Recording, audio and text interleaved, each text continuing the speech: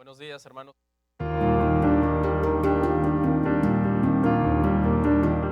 Iglesia Cristiana La Familia presenta un mensaje a la luz de la palabra. Con el pastor Bernardo Ríos. A continuación. Respiratorias por diversas razones, ¿no? Cambio de clima, etcétera. Así que cuidémonos, pero me da mucho gusto verlos a ustedes aquí, hermanos, a pesar de esta ola de virus y bacterias que estamos pasando en estos días. Amén. Vamos a ir, hermanos, a la palabra, si son tan amables, Hechos 11, capítulo 11, verso 1. Hechos 11, verso 1.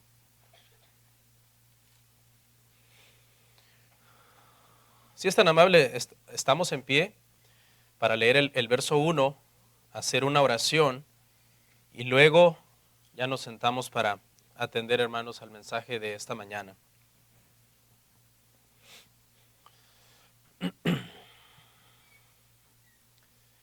Hechos 11:1. ¿Lo tenemos? La palabra del Señor dice así: Oyeron los apóstoles y los hermanos que estaban en Judea que también los gentiles habían recibido la palabra de Dios. Oramos.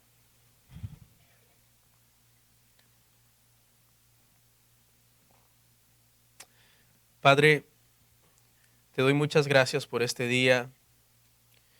Es una bendición poder estar reunidos para adorarte, para oír tu palabra, para compartir con nuestros hermanos nuestra fe.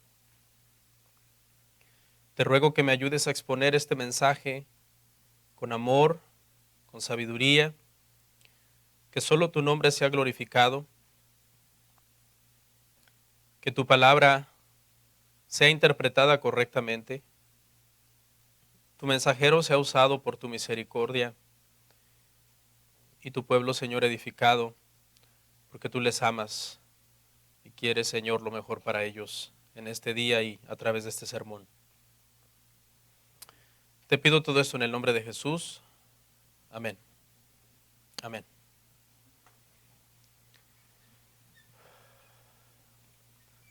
Vamos a meditar, hermanos, en el tema titulado La primera iglesia gentil. La primera iglesia gentil. El domingo pasado, como saben, tuvimos una pausa, pero hoy vamos a continuar, hermanos. Tuvimos una pausa de este libro, el libro de Hechos. ¿Para cuántos, hermanos, la exposición de este libro hasta donde vamos ha sido de bendición? En lo particular, a mí me ha traído mucho entendimiento de muchos temas. Dicen que el que enseña aprende dos veces, y eso es cierto, porque sinceramente mi alma, hermanos, ha sido grandemente bendecida en el estudio de este libro. A modo de repaso breve, hermanos, recordemos que Hechos consiste en los primeros 30 años de la iglesia cristiana. Es el relato de cómo el evangelio fue viajando desde Jerusalén hasta la capital del Imperio Romano. Y hemos estado viendo este camino, este curso que el evangelio ha ido llevando, hermanos, desde Jerusalén y hasta el último. Cuando lleguemos al capítulo 28 veremos cómo llega a Roma. Les voy a decir más o menos en qué punto del transcurso estamos ahora. Ya llegó a Samaria, el evangelio ya fue predicado a un gentil, aquel eunuco etíope, que sin embargo no pasó a formar parte de la iglesia porque regresó a su ciudad, regresó a su nación. Y hasta este punto también el evangelio, hermanos, ya fue predicado a Cornelio y su familia. Estos otros gentiles de origen romano, que ahora sí la iglesia estaba en esta disyuntiva entre qué va a pasar con estos hermanos. ¿Qué vamos a hacer con ellos? ¿Serán aceptados como miembros de la iglesia? ¿O qué es lo que vamos a hacer? Porque estos, a diferencia de los samaritanos, que los samaritanos eran una mezcla de israelitas y gentiles, y a diferencia del eunuco que dijimos que era un prosélito, es decir, que estaba circuncidado y por eso practicaba el judaísmo, la ética del judaísmo, Cornelio dijimos que no era un prosélito, sino que era un temeroso, alguien que trataba de apegarse a la ética judía, pero que sin embargo no había pasado por ese proceso de conversión judía en donde al prosélito se le circuncidaba y se le hacía también una especie de bautismo. ¿Ok? Pero el día de hoy, hermano, en este transcurso que llevamos del Evangelio, vamos a dar un paso más en este camino. Y es que vamos a ver, hermanos, el nacimiento formal y oficial de la primera iglesia cristiana gentil. Ya vamos a ver entonces ahora una iglesia local, una iglesia donde se comienza a organizar tal y como era el modelo de la iglesia, de las iglesias de Judea, de la iglesia de Jerusalén principalmente, para ser ya formalmente una iglesia, hermanos, establecida. Este sermón, hermanos, tiene dos partes. Son 30 versos, pero tiene dos partes. No estoy diciendo que son los puntos, ahorita le voy a explicar qué puntos vamos a ver, pero tiene dos partes porque en la primera parte, en los primeros 18 versículos, lo que hace el autor es remontarse al capítulo 10, que fue la conversión de Cornelio, Pedro y Cornelio, y contarnos otra vez en los primeros 18 versículos todo lo que pasó en el capítulo 10. En la segunda parte, hermanos, del sermón, el autor se remonta al capítulo 8 y nos dice qué fue lo que pasó después de la persecución que se desató contra los cristianos en el capítulo 8. Entonces quiero que tenga en cuenta esas dos partes principales. Sin embargo, lo vamos a analizar bajo los siguientes 4 puntos. Punto número 1. Pedro es confrontado por la iglesia en Jerusalén. Eso lo vamos a ver en Hechos 11 del verso 1 al 10. Punto 2. Pedro relata su encuentro con Cornelio. Eso lo vamos a ver en Hechos 11 del 11 al 18. Punto 3. Vamos a ver cuándo se nos llamó cristianos por primera vez a los seguidores de Cristo. Hechos 11, 19 al 27. Y por último, hermanos, en el punto 4, vamos a ver la unidad que había entre esta iglesia gentil, que estaba recién establecida, y las iglesias de Judea. Hechos 11, 28 al 30. Veamos el punto número 1, hermanos. Pedro es confrontado por la iglesia en Jerusalén. Sígame allí en Hechos 11, verso 1 hasta el 10. Oyeron los apóstoles y los hermanos que estaban en Judea que también los gentiles habían recibido la palabra de Dios. Y cuando Pedro subió a Jerusalén, disputaban con él los que eran de la circuncisión, diciendo: ¿por qué has entrado en casa de hombres incircuncisos y has comido con ellos? Entonces comenzó Pedro a contarles por orden lo sucedido, diciendo: estaba yo en la ciudad de Jope orando, y vi en éxtasis una visión, algo semejante a un gran lienzo que descendía, que por las 4 puntas era bajado del cielo y venía hasta mí. Cuando fijé en él los ojos, consideré y vi cuadrúpedos terrestres y fieras y reptiles y aves del cielo. Y oí una voz que me decía: levántate, Pedro, mata y come. Y dije: Señor, no, porque ninguna cosa común o inmunda entró jamás en mi boca. Entonces la voz me respondió del cielo por segunda vez: lo que Dios limpió, no lo llames tú común. Y esto se hizo 3 veces y volvió todo a ser llevado arriba al cielo. Bueno, lo primero que vemos, hermanos, aquí es que esta noticia de lo que había pasado en la casa de Cornelio, en la oportunidad en que Pedro fue para allá, guiado por el Señor, y cómo estas familias, hermanos, se habían convertido, habían recibido la palabra de Dios, pues esta noticia, hermanos, ya había llegado hasta Judea. Y sabe un dato curioso, llegó antes que Pedro a Judea. Las noticias vuelan, dicen por ahí. Y eso que no había Facebook, ni hackers. Hermano, Entendemos el contexto porque estudiamos perfectamente el capítulo 10 y recordamos que una vez que la familia de Cornelio se convierte, ¿qué le dijeron a Pedro? Quédate con nosotros, le rogaron que se quedara con ellos. En ese tiempo que Pedro se quedó, hermano, con Cornelio y su familia, seguramente alguna de las personas que habían ido con Pedro, porque 6 hermanos lo habían acompañado a la casa de Cornelio, habían llevado esta noticia hasta Judea. Y por eso es que ahora, cuando se enteran de esto en Judea, le preguntan a Pedro los apóstoles y los hermanos de Judea sobre este asunto. Fíjese el reclamo que le hacen los hermanos. ¿Por qué? Es una pregunta. ¿Por qué has entrado en casa de hombres incircuncisos y has comido con ellos? Bueno, todo parece indicar, hermanos, el humor del texto nos indica que la noticia de que los gentiles en casa de Cornelio se habían convertido no les cayó muy bien a los hermanos, porque ese es el humor del texto. Le están diciendo a Pedro, no cuántas almas se convirtieron, no le están preguntando eso.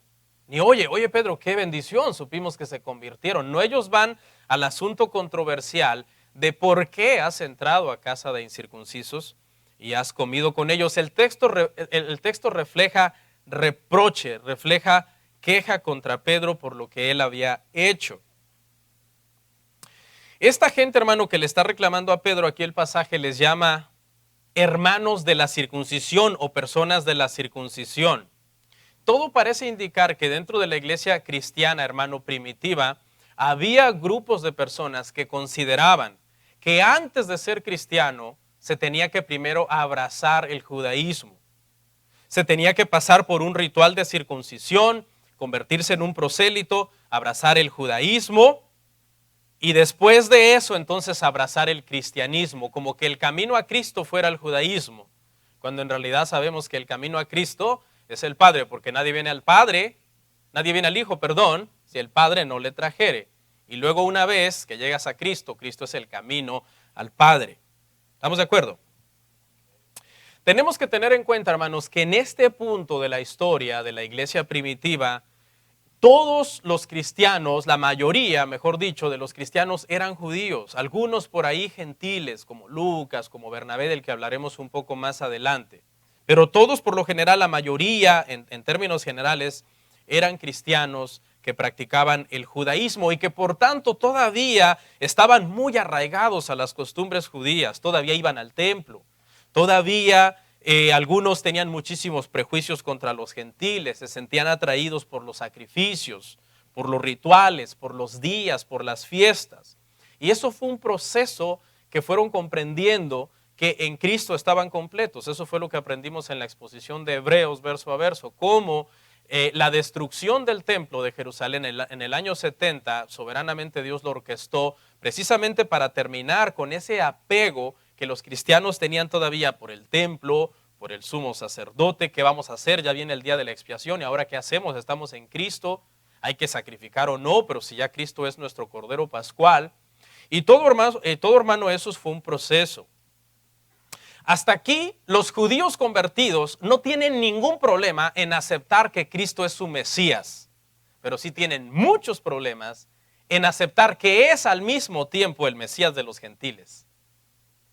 Pedro y todos los demás dicen, hasta aquí estamos tranquilos. De hecho, Pedro ya estuvo en la experiencia de Cornelio, pero los que lo están confrontando dicen, yo no tengo problema, sí, ya entendimos, él es el Mesías de nosotros, pero es al mismo tiempo también el Mesías de los gentiles incircuncisos. Y ese era el conflicto, hermanos, que se estaba ahí generando. Entonces vea lo que hizo Pedro. Dice, entonces Pedro comenzó a contarles por orden lo sucedido. Por eso les dije que es una repetición, los primeros 18 versículos de Hechos 11, es una repetición de todo el capítulo de Hechos 10. Porque lo que hace aquí, hermano, es darnos a entender a nosotros lo importante de este tema, de la inclusión de los gentiles en la iglesia. En la antigüedad, hermano, los escritores no se podían dar el lujo de estarse repitiendo a la ligera, porque los sistemas de escritura y el papiro que se usaba no era como hoy, que yo me tomaría quizás 2, 3 párrafos volver a repetirme. No, en aquel entonces todo eso era caro, no era de fácil acceso, Así que para repetirse, los autores tenían que escoger muy bien algo que fuera digno de repetir. Y aquí lo que nos está diciendo Lucas, que es el autor humano, pero el Espíritu Santo, que es el que inspiró a Lucas, nos está diciendo, este tema tenemos que aclararlo bien, porque todo parece que allá en el capítulo 10 no quedó claro. Y vamos entonces a entrar en el capítulo 11 y a repetir en los primeros 18 versículos esta historia. Así que Lucas tenía que seleccionar muy bien lo que tenía que escribir y Lucas dijo, este tema es digno de que yo lo cuente 2 veces. Es digno de que yo gaste toda la tinta que sea necesaria y todo el papiro que sea necesario para que esto quede claro. Se cree, hermanos, que el rollo de papiro para el libro de Hechos pudiera llegar a tener hasta 10 metros, porque era un rollo. Entonces, es un tema muy importante y aquí estamos hablando entonces de la repetición, de la importancia de la repetición. Y aquí ya viene obviamente lo que ya vimos en el capítulo 10, donde Pablo relata cómo estando en Jope, usted sabe, en casa de Simón el Curtidor, lo vimos y analizamos detalladamente en el capítulo 10, subió a orar al mediodía, a la azotea, tuvo un éxtasis y en esa visión vio este lienzo de todo tipo de animal que descendió del cielo y teniendo gran hambre, el Señor le dijo, teniendo gran hambre Pedro, el Señor dijo, levántate Pedro, mata y come. Y dijimos, hermano, que en ese lienzo tenía que haber por lógica animales prohibidos, por Levíticos 11, en donde se hace una diferencia entre animales inmundos, animales limpios, porque Pedro dice, no señor, porque ninguna cosa inmunda ha entrado en mi boca. Entonces él ahí vio animales como reptiles y otros cuadrúpedos que no eran rumiantes y que no tenían la pezuña hendida que él no podía comer. ¿Y cuál es la interpretación de este pasaje? Bueno, la interpretación de esa experiencia que tuvo Pedro es que los gentiles tenían que ser bienvenidos dentro de la iglesia cristiana. Y que dándole una segunda aplicación también más adelante ya en Cristo, todo este tema de dietas y rituales y tabú sobre comida fueron quitados. Esa es una segunda aplicación también válida porque en Cristo se hacen limpios los alimentos. Cuando di el capítulo 10 la vez pasada, hace 2 semanas, una hermana se me acercó y me dijo, pastor, precisamente anoche estaba yo en una disyuntiva entre si puedo comer cierta comida de mi país que consiste me estuvo explicando, ¿no? Le dije, bueno, hermana, ahí está su respuesta.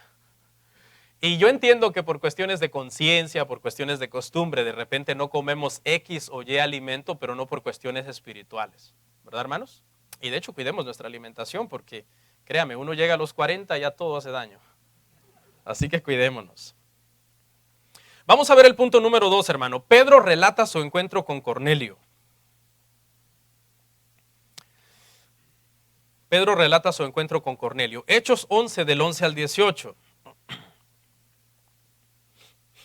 Y aquí luego llegaron 3 hombres a la casa donde yo estaba, enviados a mí desde Cesarea, y el Espíritu me dijo que fuese con ellos sin dudar. Fueron también conmigo 6 hermanos. Yo imagino que uno de estos fueron los que llevó la noticia a Judea. Y entramos en casa de un varón quien nos contó cómo había visto en su casa un ángel, que se puso en pie y le dijo, envía a hombres a Jope y haz venir a Simón, el que tiene por sobrenombre Pedro. Y él te hablará palabras por las cuales serás salvo tú y toda tu casa. Cuando comencé a hablar, cayó el Espíritu Santo sobre ellos también, como sobre nosotros al principio. Entonces me acordé de lo dicho por el Señor cuando dijo, Juan ciertamente bautizó en agua, mas vosotros seréis bautizados con el Espíritu Santo. Si Dios, pues, les concedió también el mismo don que a nosotros, que hemos creído en el Señor Jesucristo, ¿quién era yo para que pudiese estorbar a Dios? Entonces, oídas estas cosas, callaron y glorificaron a Dios diciendo, de manera que también a los gentiles ha dado Dios, arrepentimiento para vida. Admirados, ahí vemos el signo de exclamación. Porque le digo, esto fue un proceso, por eso cuando el Espíritu Santo cayó en Hechos 10 sobre la familia de Cornelio, ¿qué dijo Pedro? Ahora entiendo. Dijimos que fue como una venda, le fue quitada, como si una venda le hubiera sido quitada de los ojos a Pedro. Y aquí está el signo de exclamación, dice que oídas estas cosas se callan y entienden entonces y glorifican a Dios. Pedro les comienza a contar cómo estuvo el asunto, que cómo se dieron las cosas para que él llegara hasta la casa de Cornelio. Él dice que llegaron 3 hombres, sabemos que habían sido 2 siervos muy amados de Cornelio y un soldado muy devoto que seguramente estaba al servicio de este centurión, que fueron enviados por por Cornelio, y cuenta todo entonces el apóstol Pedro aquí con lujo de detalle. Es Lucas el que está escribiendo, pero es Pedro el que está contando, pero es el Espíritu Santo el que lo inspiró. ¿Ok? Y aquí, hermano, Pedro quiere dejar en claro algo. Pedro dice, tenemos que aclarar esto. Les voy a contar cómo sucedieron las cosas porque no vaya a ser que ustedes estén entendiendo que el cristianismo es una secta más del judaísmo. No, el cristianismo no es una secta más del judaísmo, como habían muchas en esos días. El cristianismo es el camino, que fue uno de los nombres por los cuales se refirió al cristianismo en el libro de los Hechos. El cristianismo es el camino a Dios. Eso es lo que está asegurándose aquí el apóstol Pedro, de que no es una secta más. Les dice, cuando llegué a Cesarea y comencé a hablar, cayó el Espíritu Santo sobre ellos también, como sobre nosotros. Ve, hermano, que Pedro no contesta su pregunta. ¿Cuál fue la pregunta? ¿Qué hacías metido en casa de gentiles y comiendo con gentiles? El tema aquí de la preocupación de los hermanos en Judea es el tema de las dietas y las costumbres. Ven a Pedro como que ha violado este sistema de dietas y costumbres de su pueblo. La defensa de Pedro no tiene nada que ver con ese tema. Pedro les dice, no, ustedes ni saben, ese ni es el asunto importante. Eso es algo secundario. Aquí el asunto importante es que yo les fui a predicar el evangelio y esta gente se convirtió. ¿Y cómo sabes que se convirtió? Se convirtieron porque de la misma manera que el Espíritu Santo cayó sobre nosotros al principio, de la misma manera cayó también sobre ellos. Y Dios no hizo acepción de personas. ¿Y quién soy yo entonces para estorbar lo que Dios quiso hacer con ellos? ¿Y qué pasó? Y entonces callaron. Empezaron confrontativos, ¿verdad? Su argumento era confrontativo, pero callaron. Usted sabe que cuando uno empieza confrontativo, a uno no es tan fácil que lo callen. Especialmente si uno es orgulloso. Uno dice, ya empecé confrontativo y ni modo que ahora me calle, baje las manos y diga, no, sí, ya me ganaste el argumento. Es más, gloria a Dios por lo que hiciste. No. O sea, para que ellos se hayan quedado callados es porque definitivamente el testimonio de Pedro y de estos otros 6 hermanos era un testimonio válido. Se dice que en la ley romana 7 testigos eran suficientes para sellar un acontecimiento. Y está Pedro y en el verso 12 otros 6 hermanos que han sido testigos de cómo el Espíritu Santo se había derramado sobre estas personas, aunque no fueran necesariamente judíos circuncidados.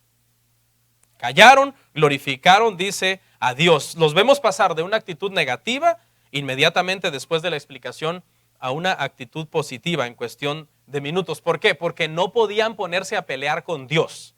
Sí estaban en una actitud hostil contra Pedro, por lo que Pedro había hecho, pero cuando Pedro les dijo lo que Dios había hecho, ellos sabían que no podían ponerse a pelear con Dios.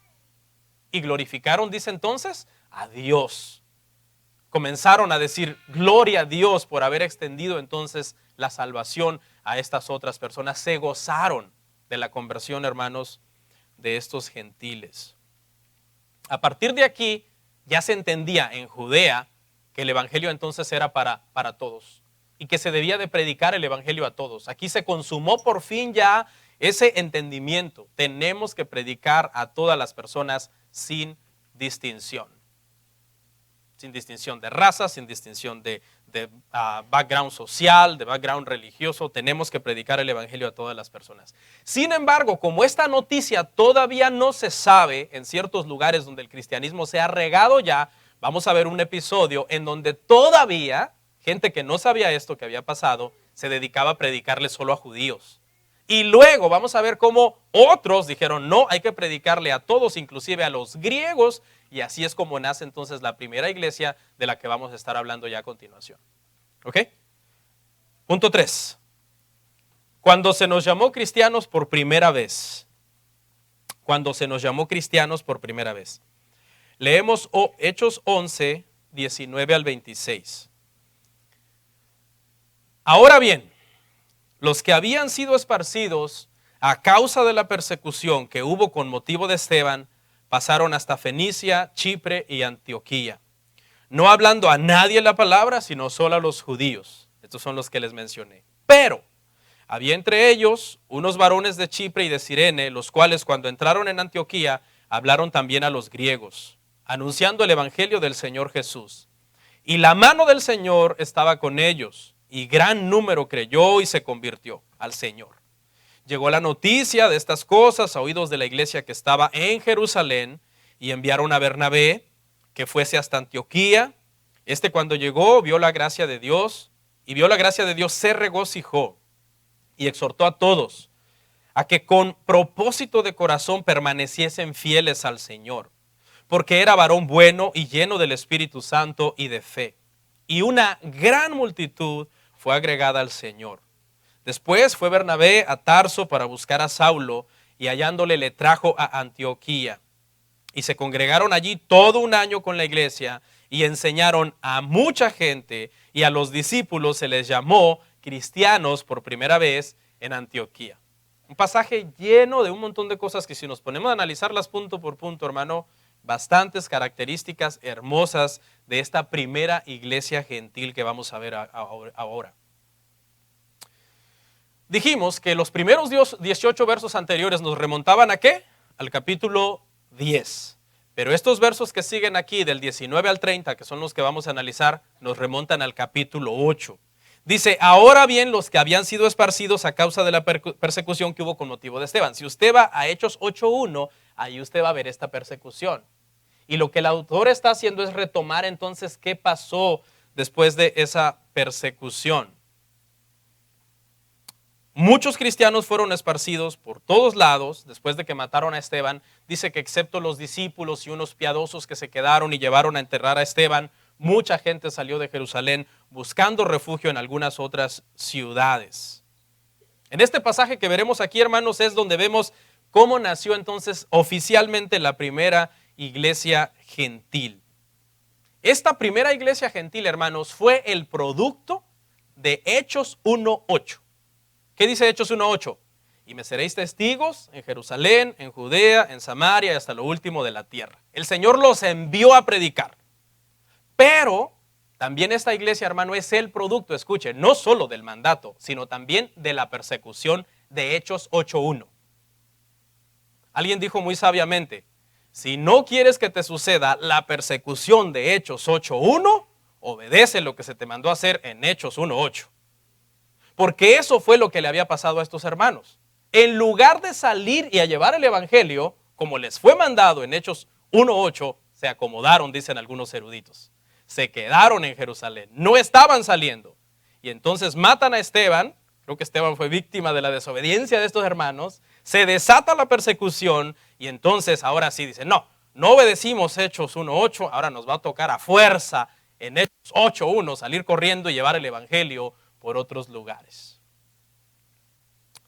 No sé si entendió ahí el juego de palabras entre Hechos 1:8 y Hechos 8:1, pero me parece un comentario muy acertado de todas las personas y escritores que han encontrado esta perla aquí, ¿no? De poder entender esa situación que se dio ahí. Dice, hermano, sin embargo, que había un grupo que iban y que salieron de Jerusalén, pero que iban hablando el evangelio solo a ¿quiénes? Solo a los judíos. ¿Por qué? Porque todavía no sabía este grupo lo que había pasado en la casa de Cornelio y la explicación que Pedro le ha dado a las iglesias en Judea de lo que pasó en Cornelio y de cómo estos hermanos ya estaban glorificando a Dios por la conversión de Cornelio. Pero los dispersados, como no había teléfono, no había otra forma de comunicarse, todavía seguían con ese entendimiento. No, el evangelio, como decía yo hace un rato, es para nosotros los judíos. Es para nosotros. No para los gentiles. ¿Cómo va a querer tener Dios trato con los gentiles? A través de el Mesías prometido a Israel. Esa era la postura que ellos estaban. Sin embargo, dice en la parte que sigue, hermanos, otros que eran de Chipre, y aquí nos dice la explicación por qué esta gente sí le predicaba a los griegos. Porque dice que esta gente era de Chipre y eran de Cirene. Es decir, no eran nativos de Israel. Entonces, al ser estos judíos griegos convertidos al cristianismo, ellos no tenían ningún problema con predicarle a sus mismos paisanos, a sus mismos conciudadanos, ¿no? Judíos griegos. Y les hablaron entonces, dice el evangelio, a las personas que estaban en Antioquía. Hermanos, históricamente los eruditos han dicho, hermanos, que Antioquía era una de las 3 ciudades más importantes del mundo antiguo. Al parecer, solo sobre Antioquía estaba como primer lugar Roma y en segundo lugar Alejandría. Pero que después de esas ciudades, Antioquía figuraba entre las ciudades más cosmopolitas, ciudades donde había comercio, donde había tráfico de personas en el sentido de que era cruce y paso de personas, etcétera. Y toda ciudad que tiene esas características se vuelve ¿qué? Inmoral.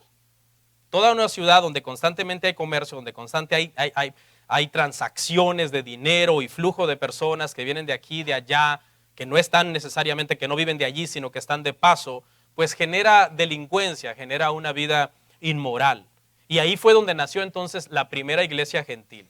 Hagan diferencia entre la primera iglesia de Europa, hermanos, que fue la de Filipo, ¿ok? La primera iglesia en Europa, la de Filipo. Esta es la primera iglesia gentil. ¿Qué había en Antioquía? Bueno, según los comentaristas bíblicos, había adoración pagana, había inmoralidad sexual al estilo de los corintios. Los corintios, hasta eso se volvió un nombre despectivo. Un corintio era un inmoral, era una persona que cometía pecados sexuales. Y en Antioquía también. Había también, hermano, prostitución ritual a la diosa Dafne, ¿okay? Igual que había habido también en Corintio prostitución ritual, ¿no? por Diana, por Artemisa o el nombre que se le diera a esta diosa.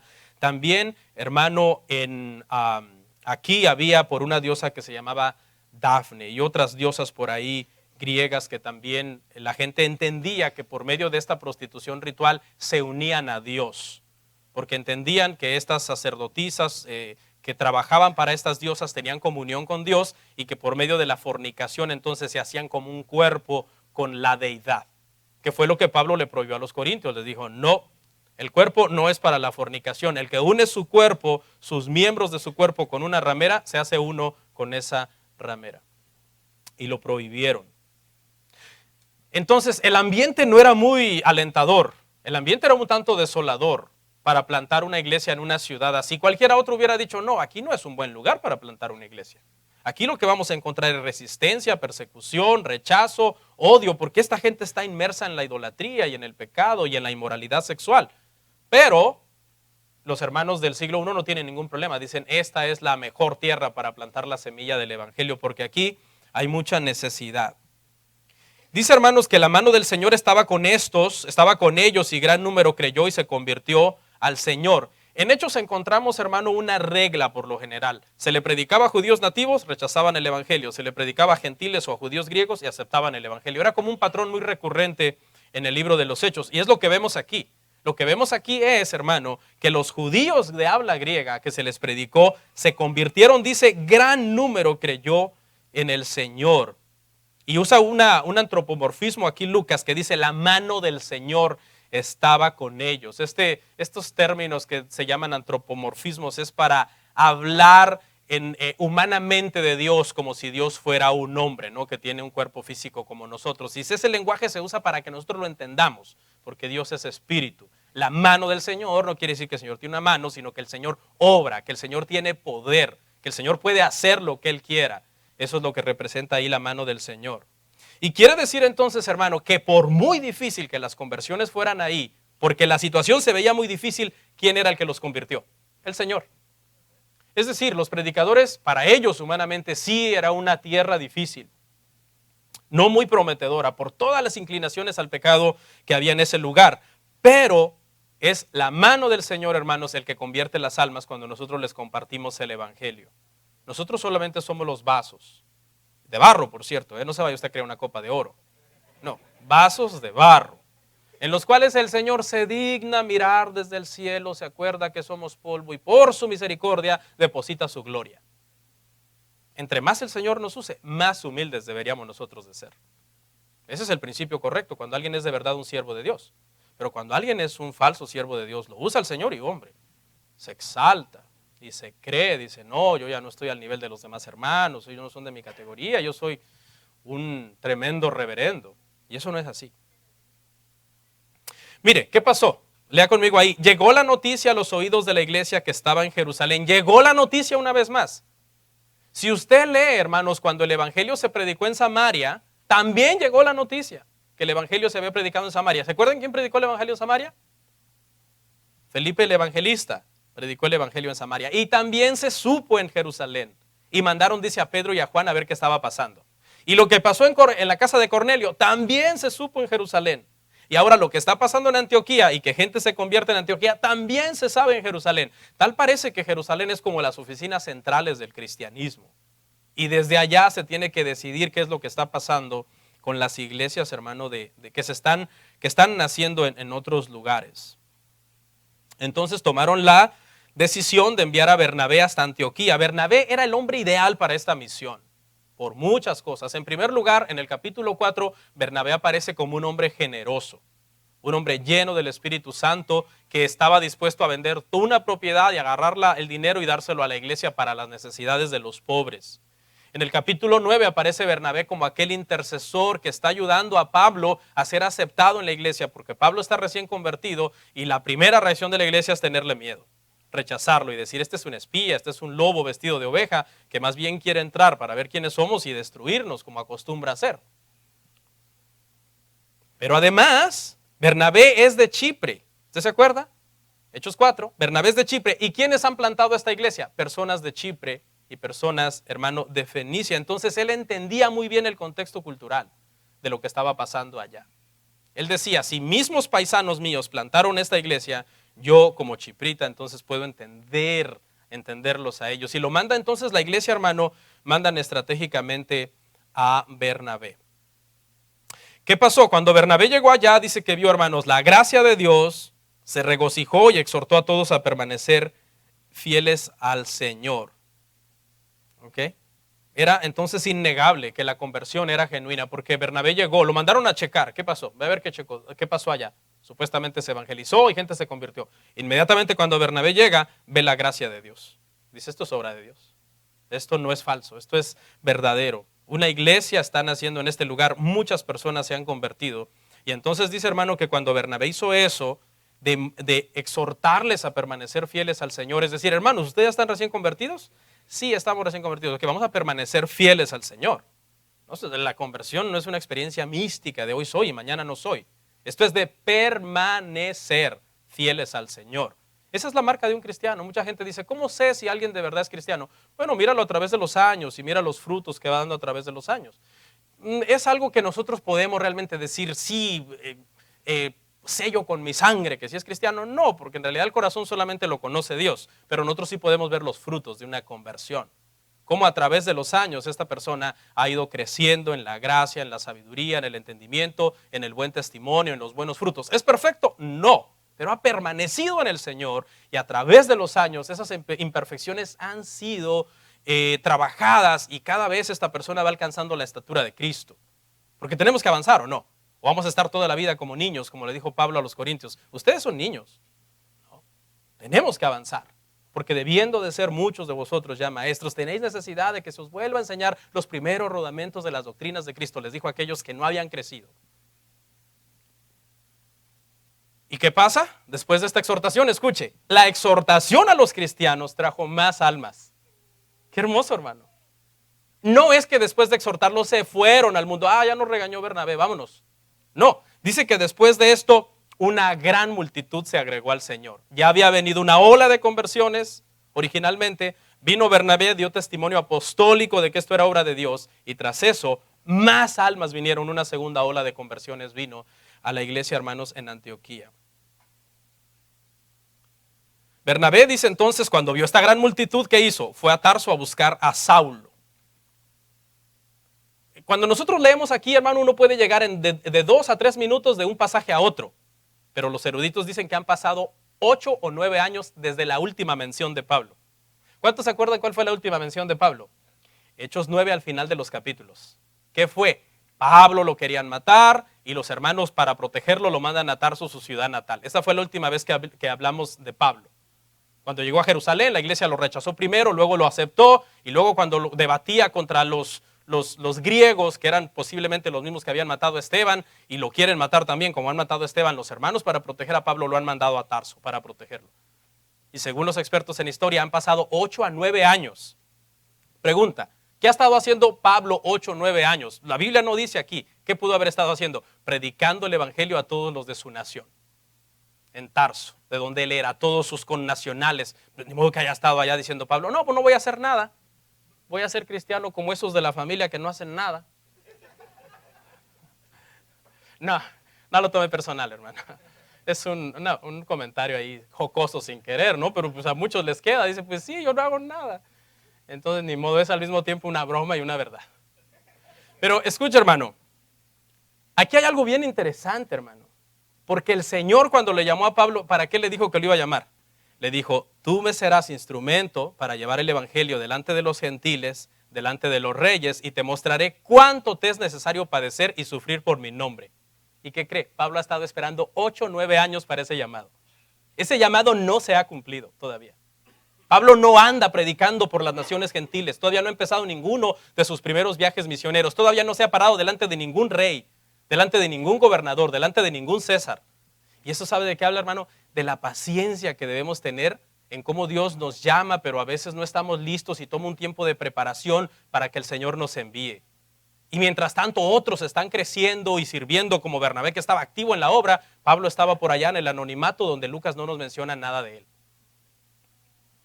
Y debemos de tener entonces esa paciencia de estar esperando. Pero llegó su momento, porque el Señor lo había llamado.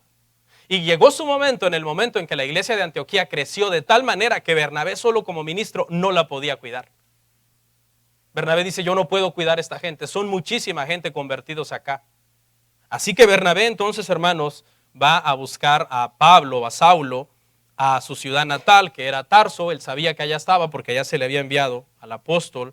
Y entonces, hermano, lo trae. Estratégicamente fue a traer a Saulo. Saulo era el elemento ideal para esta iglesia que estaban haciendo acá. ¿Y sabe qué? Pablo fue pastor de esta iglesia. Eso lo vemos más adelante. Esta iglesia, Bernabé no fue el pastor, aunque Bernabé fue el que llegó y vio la plantación, etcétera, etcétera, y la gracia de Dios y todo. Él no fue el pastor ahí. El pastor fue Pablo. Pablo fue el primer pastor de esta iglesia, lógicamente antes de que inicie sus viajes misioneros, ¿no? Ya cuando él acaba su pastorado en la iglesia se reúne, el Espíritu Santo dice, apártenme a Bernabé y a Saulo y mándenmelos. Y entonces alguien más se queda de pastor en la iglesia de Antioquía. Pero vea cómo Dios orquestó todo en la vida de Pablo para que llegara el momento en que todas las habilidades que él tenía iban a ser puestas en práctica, pero mientras tenía que esperar.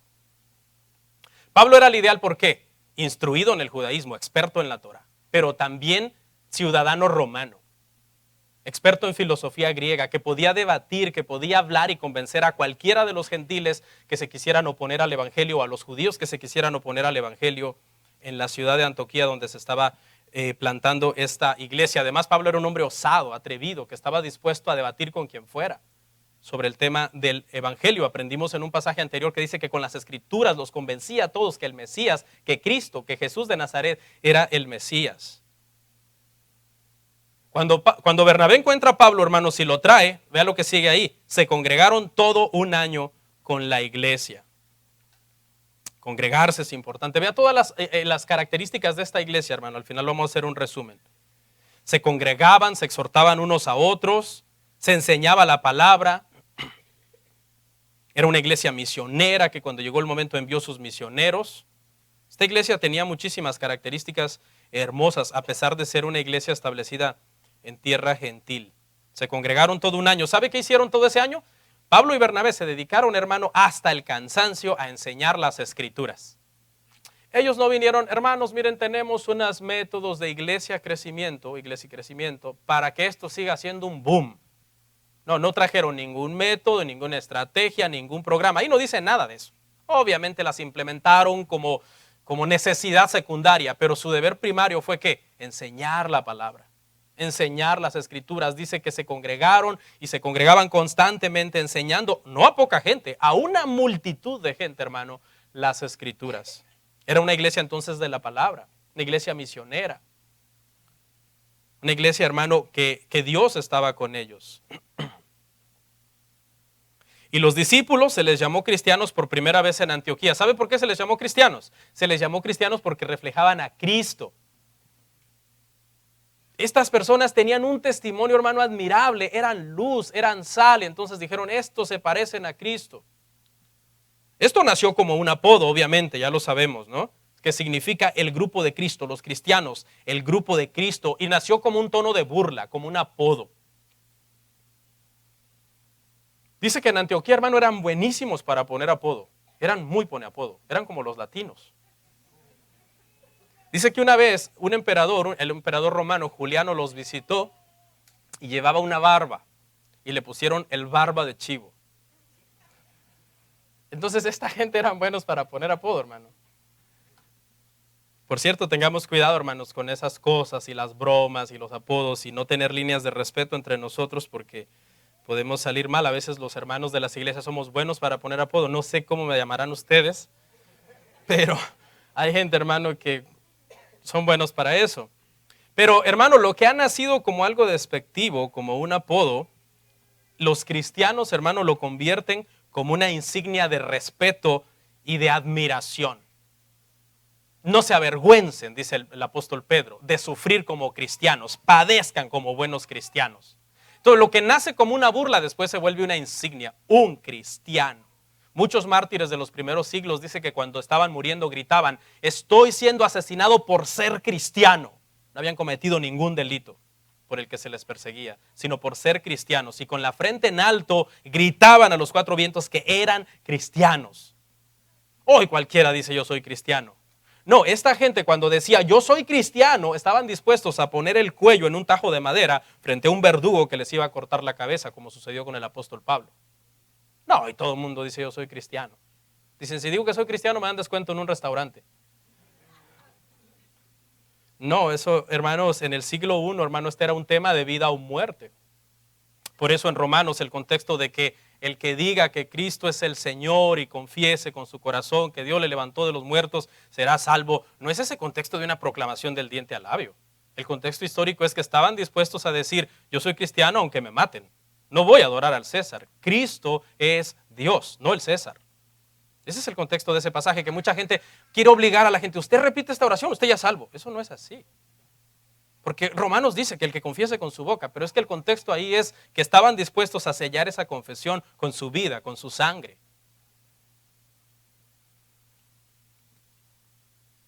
Y por último, hermanos, el punto 4, la unidad entre la iglesia gentil y la iglesia en Judea. Leemos los últimos versos, Hechos 11, 27 al 30.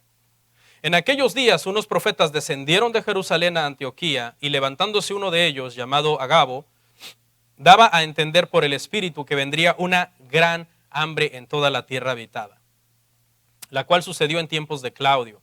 Entonces los discípulos, cada uno conforme a lo que tenía, determinaron enviar socorro a los hermanos que habitaban en Judea, lo cual en efecto hicieron, enviándolo a los ancianos por mano de Bernabé y de Saulo.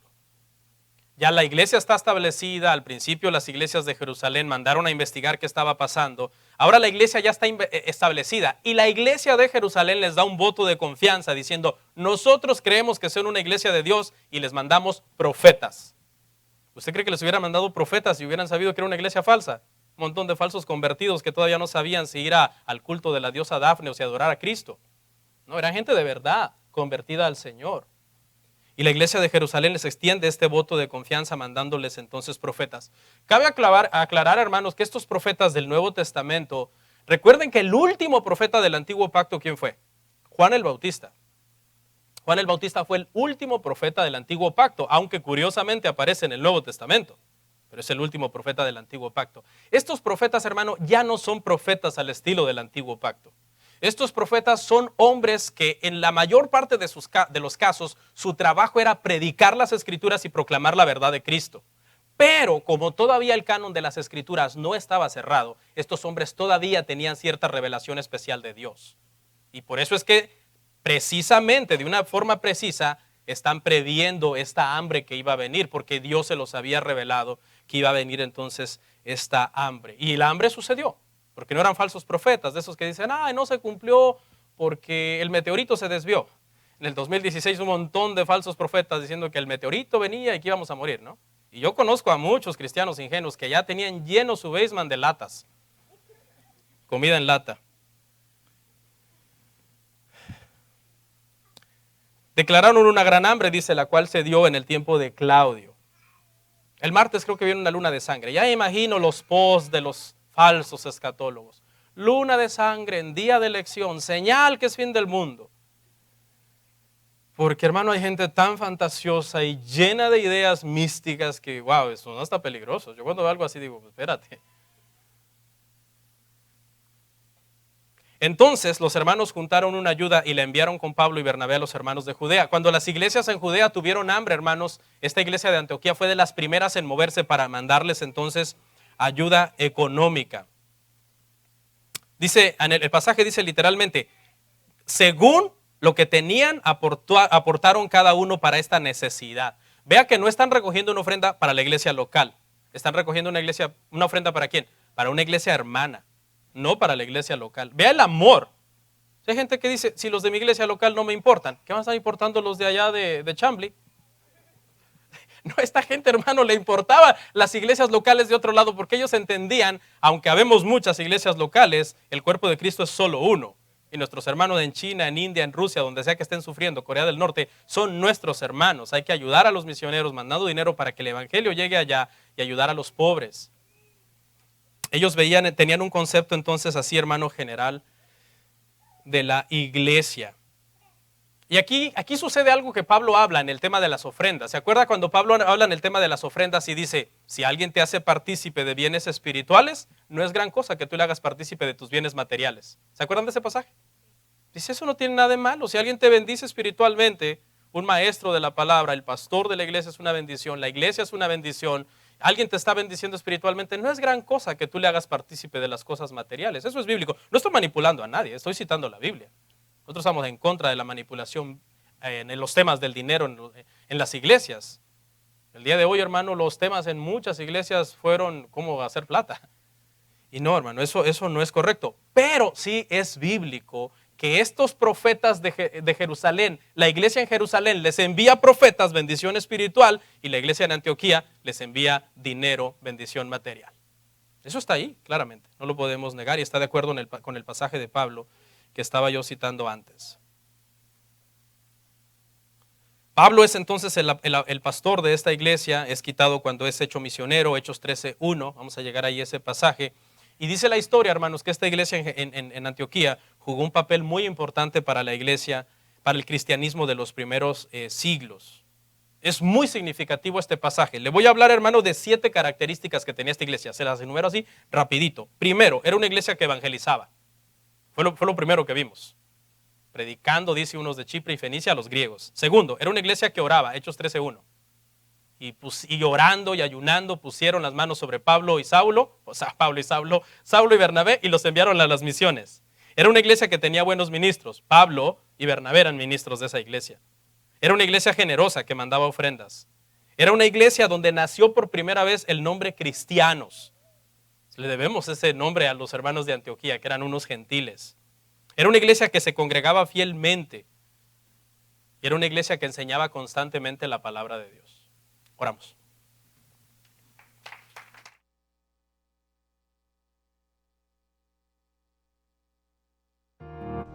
Comparte, suscríbete, dale like. Gracias por tu sintonía. Hasta la próxima. Bendiciones.